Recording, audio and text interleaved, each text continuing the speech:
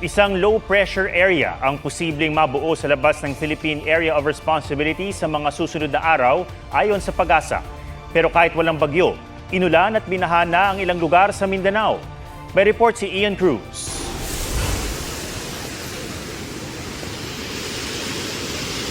Babatos babaw. Umapaw na ang ilog sa bahang ito ng National Highway sa San Fernando, Bukidnon kahapon. Ang ilang motorista matapang na lumusong sa rumaragasang baha na inabot ng 1 oras bago humupa. Sa Palimbang, Sultan Kudarat, malakas din ang pagragasa ng baha sa kalsada. Maraming bahay ang binaha.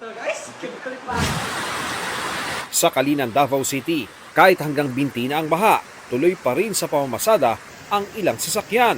Inabutan na rin ng tubig ang ilang establishmento.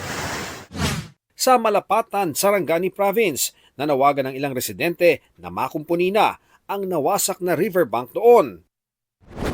Ayon sa PAGASA, ang muling pagbabalik ng Intertropical Convergence Zone o ITCZ ang nagdulot ng masamang panahon sa ilang bahagi ng Mindanao. Sa Luzon, hanging habagat naman ang magdadala ng maulap na panahon na may kalat-kalat na ulan. Magpapaulan din ang localized thunderstorms sa iba pang bahagi ng bansa. Sa rainfall forecast ng Metro Weather, mataas ang tsansa ng ulan bukas sa malaking bahagi ng bansa, pati na sa Metro Manila.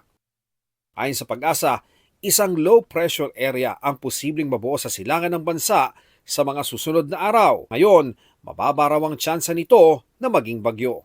Ian Cruz nagbabalita para sa GMA Integrated News. Huwag magpahuli sa mga balitang dapat niyong malaman. Mag-subscribe na sa GMA Integrated News sa YouTube.